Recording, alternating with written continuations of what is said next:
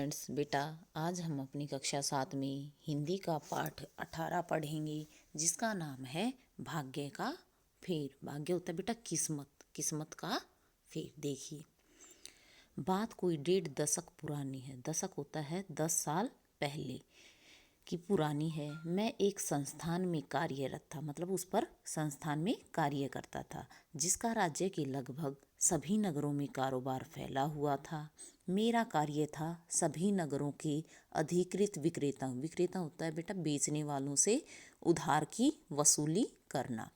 इस कार्य में मैं निरंतर यात्राओं में लगा रहा। निरंतर होता है बेटा लगातार।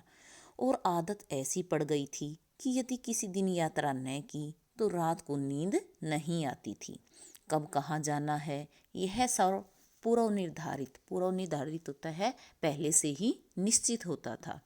और मैं पढ़ाई 4-5 दिन या सप्ताह भर के लिए भी संस्थान के कार्य हेतु यात्राओं में व्यस्त रहता। व्यस्त मतलब लगा रहता, बिजी रहता।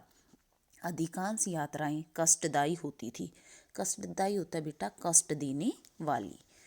सरकारी खटारा बसें, जिनमें गति तो नाम मात्र, गति होता है बेटा चाल, तो नाम मात्र की होती है और आवाज़ कई गुना अधिक होती है।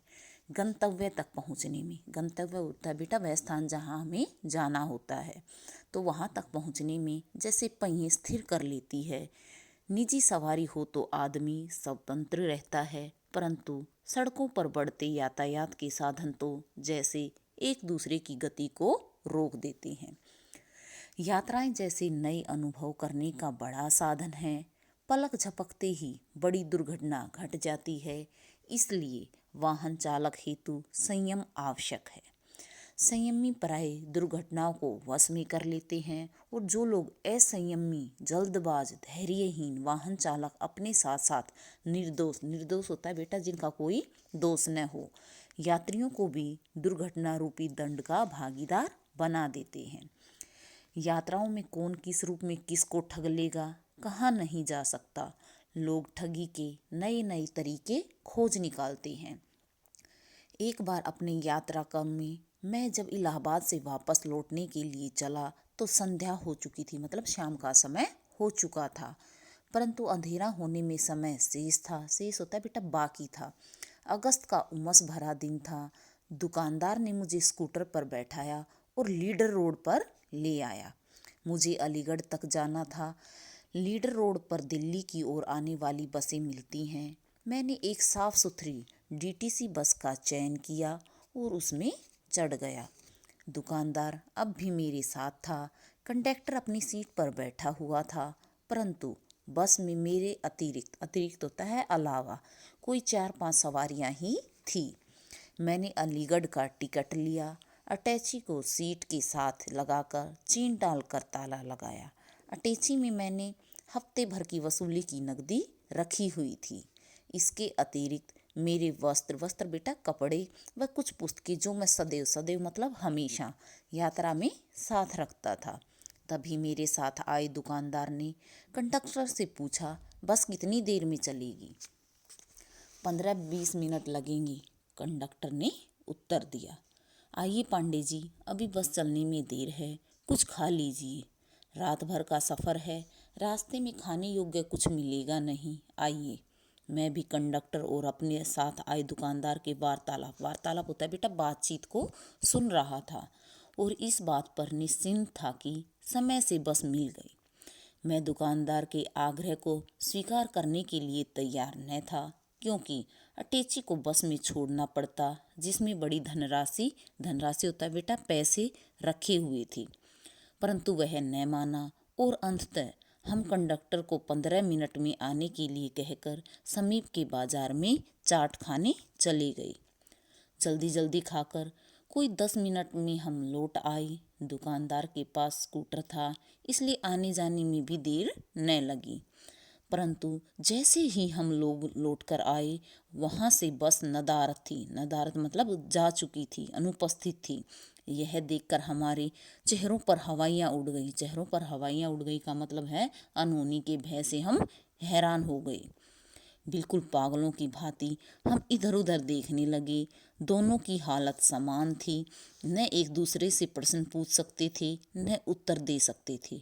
फिर भी मैं बोल उठा। हम लोग 10 मिनट में वापस लौट आए और जब गए थे तो बस में 4-5 सवारियां ही थी। 10 मिनट में बस सवारियों से भर नहीं सकती। हो न हो कंडक्टर को हमारी अटैची के लोभ ने बस को समय से पूर्व बिना और सवारी लिए ही वहाँ से जल्दी चलने को विवश किया होगा। विवश होता है बेटा, मजबूर किया होगा। शायद वह भांप गया था कि अटैची में बड़ी रकम है। यदि वह दिल्ली की ओर कुछ भी कर गई हो तो हम स्कूटर पर उसका पीछा नहीं कर सकते। 10 मिनट उसे गए होंगे। अब तक वह 5-6 किलोमीटर तो निकल ही गई होगी। और जैसे जैसे समय बीतेगा अटैची के लालच में कंडक्टर ड्राइवर बस को दौड़ा ले जाएंगे। उन्हें सवारी बैठाने की कोई चिंता न होगी। मेरी बातें सुनकर दुकानदार बोला, पांडे जी, हमारी तो नाक कट गई। हम आपकी फर्म को क्या जवाब देंगे? हमारी ही कहने पर आप अटैची छोड़कर हमारे साथ गए। इतने में रिमझिम फुहार पड़ने लगी, मतलब हल्की हल्की बारिश होने लगी। हमने आसपास उस गाड़ी के विषय में पता किया, सड़क के किनारे अड्डा जमाए, परिवहन कर्मचारियों से पूछा, परंतु कोई संतोषजनक उत्तर न दे सका। इस प्रकार हम पूछते हुए दिल्ली जाने वाले मार्ग पर ही स्कूटर से बढ़ने लगे। वह स्कूटर भी दुकानदार पड़ोस के किसी दुकानदार से मांग कर लाया था। तब मोबाइल फ़ोन तो थे नहीं जो तुरंत खबर कर दी जाती। अतः भगवान का नाम लेकर उस डीटीसी बस के रंगरूप की जाती हुई बसें को पहचान करते हुए आगे बढ़ रहे थे। हल्का अंधेरा हो गया था। किसी चमत्कार के होने पर ही अटैची सहित बस अथवा अटैची मिल सकती थी, अन्यथा जो नहीं होना चाहिए था वह तो हो ही चुका था। जिस काम के लिए मैं हफ्ता भर परिश्रम मतलब मेहनत करता रहा, कंडक्टर पलक झपकते ही उस पर पानी फेर गया, मतलब उस सारे काम को बिगाड़ गया। क्या कोई मेरी बात का यकीन करेगा? मुझे यह भी विश्वास नहीं था। लोग कहेंगे कि पांडे रुपया खा गया और उस बात को छिपाने के लिए कहानी सुना रहा है। मार्ग होता है रास्ते में। जब जहाँ किसी को कोई चेक पोस्ट मिलती, हम गाड़ी का हुलिया बयान करके उसके विषय में मालूमात करते, परंतु दुर्भाग्य से कुछ भी पता न चला। एक चेक पोस्ट पर हमें पुलिस का सिपाही वायरलेस सेट के साथ मिल गया। मार्ग में हमें एक व्यक्ति ने बताया कि आगे जाकर चेक पोस्ट पर वायरलेस सहित बैठा सिपाही हमारी मदद कर सकता है। हमें उसे चाय पानी का खर्च देना होगा और काम हो जाएगा। हमने ऐसा ही किया। सिपाही के सामने अपना दुखड़ा रोया, भेंट चढ़ाई, जो उसने स्वीकार कर ली, मतलब उसको कुछ पैसा दिया और तुरंत वायरलेस पर संदेश प्रसारित कर दिया कि अमुक हुलिये की गाड़ी एक अटैची जो कंडक्टर की सीट के पीछे वाली सीट से लॉक्ड है को तुरंत बरामद किया जाए।